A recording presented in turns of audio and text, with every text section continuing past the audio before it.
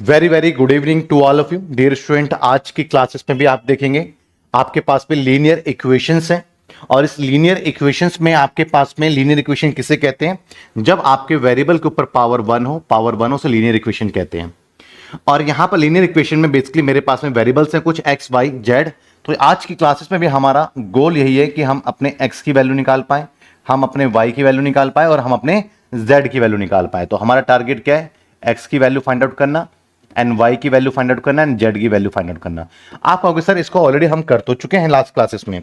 बिल्कुल, आप last classes में इसको आप कर चुके हो। जैसे आप देखें एग्जांपल के लिए कि यहां पर भी एक लीनियर इक्वेशंस थे और जो लीनियर इक्वेशंस था बेसिकली उस लीनियर इक्वेशन में जो वेरिएबल का जो कोफिशिएंट था, बेसिकली कोफिशिएंट क्या था मेरे पास में? इसका 1, वाई का 1, जेड का है कुछ भी नहीं तो 1। तो ये 1 मेरे पास में फर्स्ट रो आ गया। सेकंड इक्वेशन से सेकंड रो 2 1 -1, तो सेकंड रो से मेरे 2 1 -1 आ गया। थर्ड रो से 2 -1 एंड 1 मेरे पास में सेकंड रो डेवलप हो गया।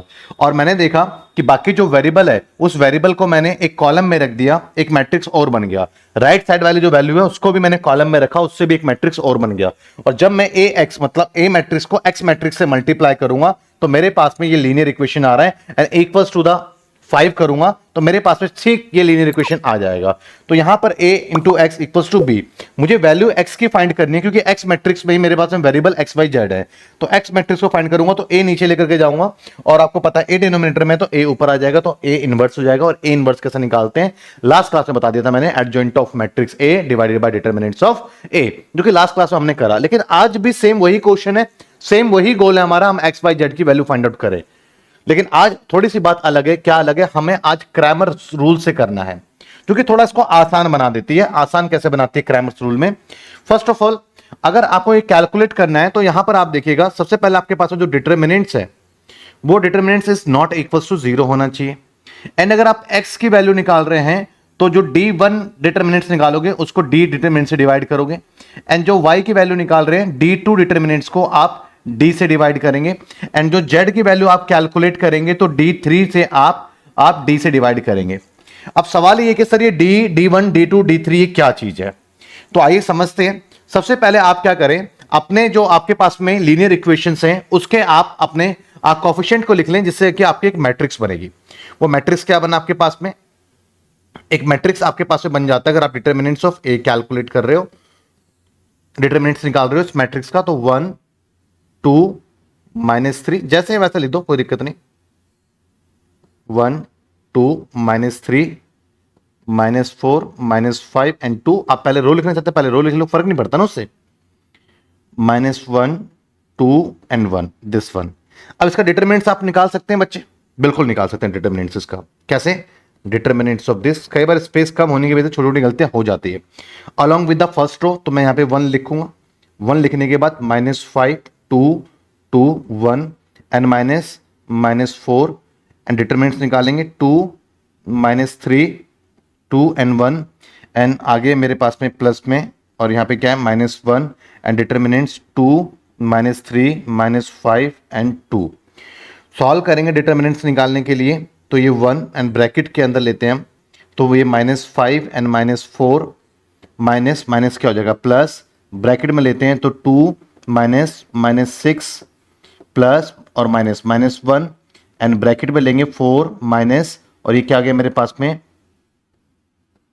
-15। ठीक है बच्चे, क्लियर है? आगे इसको सॉल्व आउट करेंगे तो determinants of d equals to ये माइनस का 9 आ गया मेरे पास में, ये प्लस 6 हो जाएगा 8 8 और 6 32 आ गया बच्चे। यहां पे गड़बड़ करी थी हमने और यहां पे मेरे पास है प्लस तो 19 -19 हो जाएगा। क्लियर है? अब देखेंगे आप तो माइनस का 19 माइनस कितना हो गया आपके पास में बेसिकली 32 में से 32 में से आप सब्ट्रैक्ट कर दो 28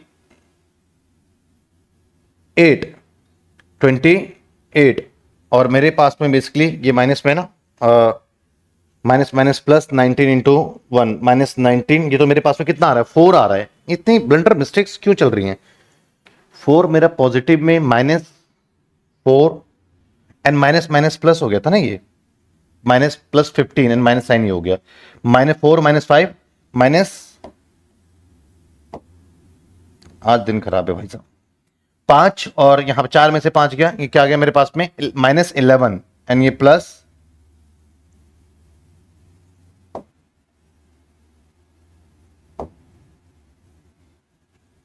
+11।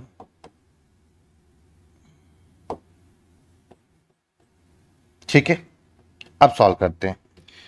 तो हमारे पास में क्या गया, 32 में से 9 गए, 2 गए हमारे पास में 30 और 7 गए हमारे पास में 23 +11 34। ये आया। देखिए छोटी सी बात थी, छोटी छोटी गलतियां हो रही थी, बट कोई बात नहीं, ये चीजें समझ में आपको आई। अब आगे हम बढ़ते हैं। अब सवाल है कि सर D1 क्या है। तो आपको पता है कि D1 अगर आपने कैलकुलेट करना है तो सबसे पहले आप एक डिटर्मिनेंट्स बनाओ जिसमें कि आपके जो इक्वल्स फर्स्ट कॉलम को किससे फिल करेंगे, जो इक्वल्स में वैल्यू दी हुई है उससे, 11 39 एंड 1। एंड उसके बाद जो बाकी के दो कॉलम है वो लीनियर इक्वेशंस के दो कॉलम से पिक करो। अब दो कॉलम कौन से होंगे, दिस वन, ये दोनों कौन से दो कॉलम होंगे। तो यहां पे मैंने बताया फर्स्ट आपका बुक हो गया यहां पर राइट साइड से, तो फर्स्ट वाला डिलीट हो गया, बाकी के दो होंगे। तो बाकी के दो होंगे हमारे पास में -4 -5 and 2, -1 2 and 1, this one. Determinants निकालते हैं। D1 फर्स्ट रो के अलॉन्ग में 11, दिस वन, -5 2 2 1, माइनस का साइन एंड मेरे पास में माइनस का 4 आ गया, -4। अब यहां पे देखिए हमारे पास में क्या है, 39 1 2 एंड 1। अब स्पेस के चक्कर में गलतियां नहीं करेंगे, खुल के करेंगे काम। अब प्लस या -1 आ गया मेरे पास में, सॉल्व करते हैं। 39 1 -5 एंड 2। क्लियर है बच्चे, समझ पा रहे हैं चीजों को। ठीक है, D1 equals to 11 bracket -5 and -4 minus minus +4 bracket 39 -2 -1 bracket अब 78 एंड -5। ठीक है बच्चे, आगे सॉल्व करते हैं। D1 इक्वल्स टू 11 -9 +4 37 -1 और 83। माइनस माइनस क्या हो जाएगा, प्लस हो जाएगा। तो 78 + 5 83 and D1 equals to -99 plus 120 7 28 और 148 -83 एंड D1 इक्वल्स टू 148 -83 -99। तो कितना है मेरे पास में, 34। 148 -83 -99 तो -34। क्लियर है बच्चे, कोई डाउट यहां तक। D1 समझ में आ गया आपको, D1 समझ में आ गया। अब आते हैं हम यहां पर आगे कहानी कहां लेके चलते हैं, D2 पे। माइनस में आ सकता है भैया, वेरिएबल की वैल्यू क्यों नहीं नेगेटिव आ सकती है। अब हम लेके चलते हैं कहानी को अपने D2 पे। एक अलग स्पेस ले लें क्या, चलिए यहां तो निकाल ही सकते हैं हम। D2 के लिए, अब D2 के लिए क्या करना है, हमें एक ऐसा डिटरमिनेंट्स बनाना है जहां पर D2 ले रहे हैं तो सेकंड में फिलअप करना है। इसको किसमें भरना है, पहले में तो आ गया, सेकंड पे जाएगा। इक्वल्स टू का रोल है बस। 11 ये इक्वल्स टू वाले को सेकंड में डालेंगे, 2 है तो सेकंड कॉलम में भरेंगे। 39 11 39 एंड 1 सेकंड कॉलम में भर दिया हमने। बाकी दो कॉलम जो बच गए वो लीनियर इक्वेशन से लेना है, फर्स्ट वाले से फर्स्ट, थर्ड वाले से थर्ड। फर्स्ट 1 2 -3 1 2 -3 एंड थर्ड वाले से थर्ड -1 2 1 -1 2 एंड 1। समझ में आया। तो ये राइट वाला पहले फर्स्ट कॉलम की जगह लेगा, फिर ये जो राइट इक्वल्स टू में वैल्यू है वो सेकंड कॉलम की जगह ले लेगा, एंड आपको मालूम है अब आगे जाकर के थर्ड कॉलम की जगह लेगा। आइए पहले D2 सॉल्व कर लेते हैं, फिर आगे की बात आगे करेंगे। तो 1 bracket 39 1 2 and 1 -11 and 2 -3 2 and 1 and आगे मेरे पास में जगह नहीं है, नहीं तो गड़बड़ हो जाती है यार, कोई बात नहीं। -1 लिख लेते हैं। तो क्या है 2 माइनस 3 39 एंड 1। ठीक है भाई, क्लियर है सर? समझ में आया ये आपको? दिख रहा है क्या? हाँ समझ ही गए होंगे आप। 39 ये 1 है। थोड़ा सा यहाँ और सिखाते हैं। D2 इक्वल्स टू सॉल्व करेंगे तो ये मेरे पास में बेसिकली क्या आ जाएगा, 39 minus 2 minus 11 2 minus minus 6 minus 1 2 minus 120 और माइनस 3 117 माइनस का 117। ठीक है भाई, माइनस 117। 39 इंटू 3 117। सॉल्व करते हैं यहाँ पे।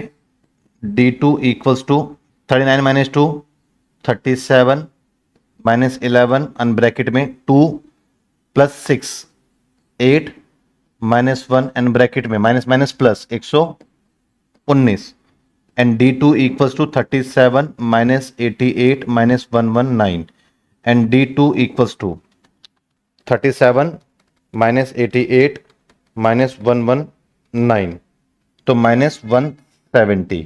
ठीक है भाई, किसकी वैल्यू आ गई? D2 की वैल्यू आ गई। एंड D3 हमें लेना है, D3 लेना है हमें। मैं एक बार पिक ले लूं ना इसकी, मैं एक बार इसकी पिक ले लेता हूं बच्चे, समझिए, ताकि मैं अगले पेज पे लेके जाऊं तो मुझे फिगर पता हो। अगले पेज पे लेके जाते हैं हम। अब D3 लेना है मुझे, तो D3 इक्वल्स टू क्या आएगा मेरे पास में, डिटर्मिनेंट्स बनाएंगे और जो इक्वल्स टू में वैल्यू है वो मेरे पास में वो थर्ड, तो थर्ड कॉलम लेगा 11 39 एंड 1 एंड फर्स्ट दो लीनियर इक्वेशन से ले लेंगे 1 2 minus 3 and minus 4 minus 5 and 2। First 2 हमने यहीं से ले लिया। आइए D3 की वैल्यू कैलकुलेट करेंगे। तो D3 equals to 1 and this one minus 5 2 39 and 1 minus minus 4 2 minus 3 39 and 1 minus 11 2 minus 3 minus 5 and 2। ठीक है ना, माइनस 3 है भाई, यहां पे माइनस 3 है। ठीक है, दिस वन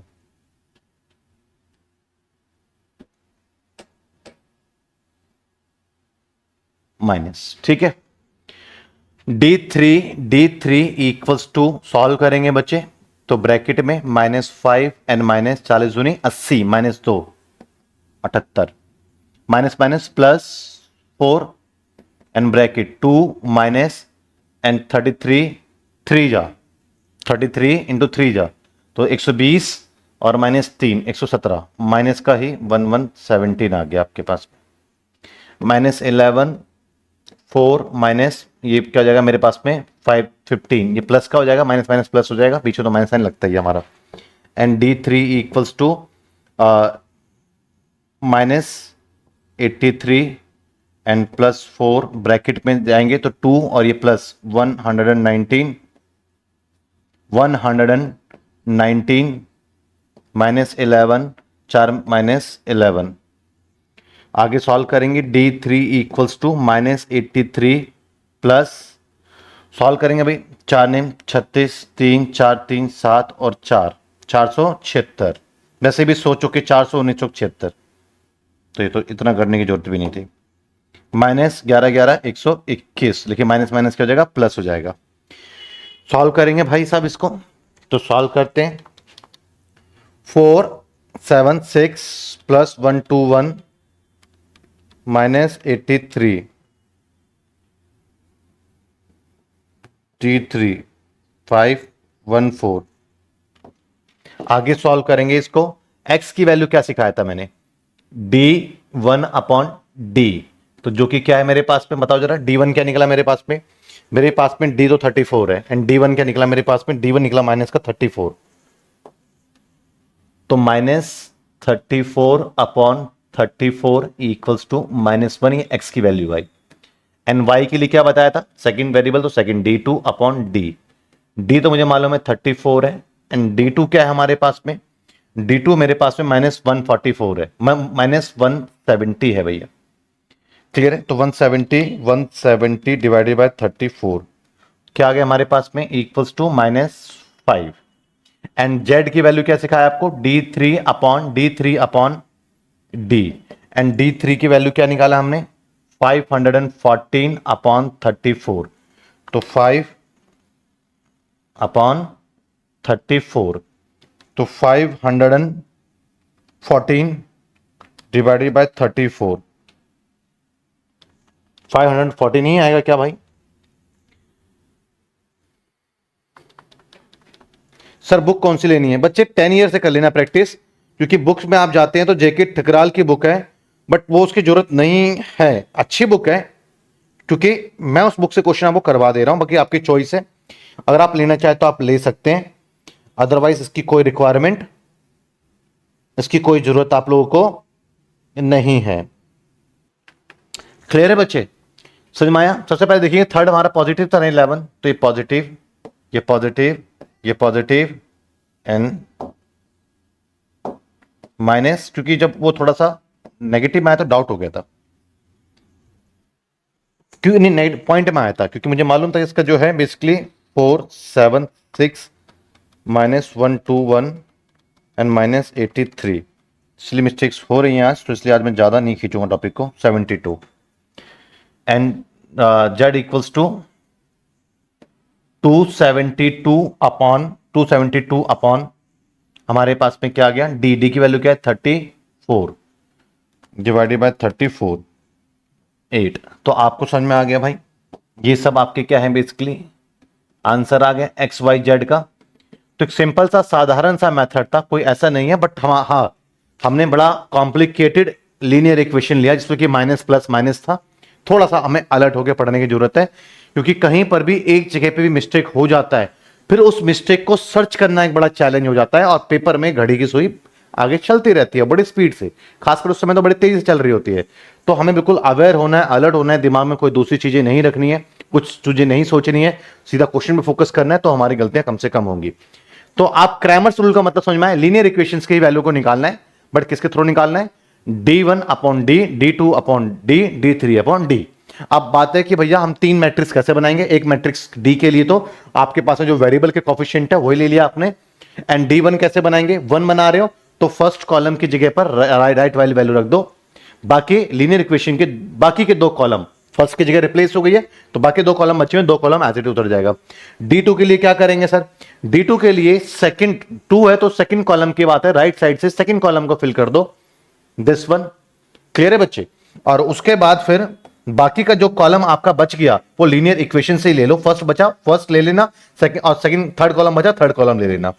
तो इसका आपने ध्यान रखना है कि आप अगर आपको ये निकालना है तो सबसे पहले आपने क्या करना है, ये फर्स्ट कॉलम को राइट साइड से उठाना है, सेकंड में आपको सेकंड कॉलम राइट साइड से उठा लेना है, बाकी फर्स्ट एंड थर्ड तो फर्स्ट लेना है, तो फर्स्ट लीनियर इक्वेशन का फर्स्ट कॉलम, थर्ड है तो थर्ड से, एंड आपके पास में थर्ड निकाल रहे हैं तो थर्ड कॉलम को इक्वल्स टू की वैल्यू से रिप्लेस कर देना, बाकी पहले 2 कॉलम तो लीनियर इक्वेशन से फर्स्ट एंड फर्स्ट। तो यहां इस तरीके से D1 D2 D3 निकाल सकते हो, और सिंपल है कि D1 divided by D x की value, D2 divided by D y की value, D3 divided by D z की वैल्यू। साधारण सी बात है, दिमाग में आपके रहेंगे ये यादें। क्लियर है? अब हम अगली कक्षा में, अरे क्या कंटेंट कैसे खत्म हो गया यार, चलो अगली क्लासेस में हम पढ़ेंगे application of matrix and determinants. अगले क्लासेस से अब वो स्टार्ट होने जा रहा है जो आपके एग्जाम के पॉइंट ऑफ व्यू से रिलेवेंट है, जो आपके एग्जाम में क्वेश्चन देखने को मिलेगा। यहां तक जो भी चीजें आपको पढ़ाई गई हैं, इसमें से कोई भी क्वेश्चन उठ करके आपके पेपर में आ जाएगा, ऐसा बिल्कुल नहीं होने वाला है। सिर्फ इसलिए सिखाया यहां तक आपको चीजें, मैट्रिक्स को ऐड कर सको, मैट्रिक्स को सबट्रैक्ट कर सको, इनवर्स मैट्रिक्स निकाल सको, माइनर कोफैक्टर एडजॉइंट निकाल पाओ, तभी तो आप निकाल पाओगे इनवर्स मैट्रिक्स। और इनवर्स मैट्रिक्स निकालने के 2 मेथड दे दिए जो आपको आसान लगे, क्योंकि माइनर एंड कोफैक्टर में भी बड़ा चैलेंज आ जाता है, ये थोड़ा सा इजी रह जाता है। तो अब आपके पास में है कि आप कैसे किसी लीनियर इक्वेशंस के वेरिएबल की वैल्यू निकाल सकते हो। यहां तक की कहानी आपको समझाई जा चुकी है, यहां तक चीजें क्लियर है, तो आपका कैलकुलेशन का पार्ट पुख्ता हो गया, जबरदस्त हो गया, मजेदार हो गया। अब हम एप्लीकेशन ऑफ मैट्रिक्स पे जाएंगे, तो वर्ड प्रॉब्लम को हमें मैट्रिक्स में हमें ट्रांसफर करना होगा, ट्रांसफर करने के बाद सिलसिला यही कैलकुलेशन का ही होगा। तो वो कैलकुलेशन के सिलसिला में आप सोचेंगे नहीं सर ये कहां से आ गया, ऑलरेडी डिस्कस करा है हमने। तो अब जो आपके पेपर में आएगा, अब वो आपके बैच में अगली क्लास से आएगा। अब नॉन मैथ्स बैकग्राउंड वाले बच्चे ये नहीं कहेंगे भैया हमारी तो मैथ्स कमजोर थी, हम कैसे करेंगे। भाई साहब आपके लिए समय दिया गया है, जो इतना करवाया है स्टार्टिंग से लेकर के। आज कौन सी क्लास लगी है हमारी, कौन सी क्लास लगी है भाई, क्लास नंबर है क्या यहाँ पे, हाँ छठा क्लास, 6 क्लास मैंने आपको योगदान दे दिया आप लोगों के बेस को ठीक करने के लिए। अब आगे की जितने भी क्लासेस होंगी होंगी अप्रॉक्स 20 क्लासेस तो कम से कम तो मान के चलिए इस यूनिट में आपके डिलीवर होंगे 20 क्लासेस। तो 14-15 क्लासेस जो भी होंगी वो सब के सब आपका एग्जाम ओरिएंटेड अब चीजें डिलीवर होने वाली हैं, बीकॉम ऑनर्स से रिलेटेड होने वाली है, जो कि आपने 12th में दूर दूर तक आप लोगों ने नहीं पढ़ा था। ठीक है बच्चे, मिलते हैं नेक्स्ट क्लासेस में। सर बुक कौन सी लेनी है मैंने बता दिया बच्चे, 10 ईयर मार्केट में आएगा, 10 ईयर लो, 10 ईयर के क्वेश्चन की प्रैक्टिस कर लो, उसके बाहर कुछ भी मत करो, वो आपके लिए बेस्ट पार्ट है। ठीक है, और कोई क्वारी और कोई डाउट? ठीक है, हम जल्दी शनिवार को शेड्यूल में देख लिया होगा सीए के बारे में लेकर के आएंगे और बड़े जबरदस्त तरीके से आपको जो है उसकी प्रिपरेशन भी करवाएंगे। ऑलरेडी हमारे पास में जो फैकल्टीज रहती हैं, अजय सर, कुशल सर, 2 फैकल्टी ऐसी हैं जो कि ऑलरेडी वो चार्टर्ड अकाउंटेंट हैं, सीए का काम कर भी रहे हैं, अच्छा खासा पढ़ा भी रहे हैं। अच्छी गाइडेंस रहेगी आपके सामने कि सीए कैसे बने। मास्टर अगर आपको एमबीए करना है, बिजनेस एडमिनिस्ट्रेटिव के अंदर मास्टर करना है, वो कैसे करें आप। तो ये सब तो टाइम टू टाइम, एक दिन में सब चीजें नहीं बताई जा सकती हैं, एक दिन में सब कुछ नहीं समझा जा सकता है। सीए के बारे में बात करेंगे हम शनिवार को, लेकिन जो आपकी क्लासेस एमडब्ल्यूएफ में चल रही है वो अपने शेड्यूल पे चलती ही रहेंगी, इसमें किसी प्रकार का कोई संदेह नहीं होना चाहिए। मिलते हैं बच्चे अगली क्लास में। Thank you so much.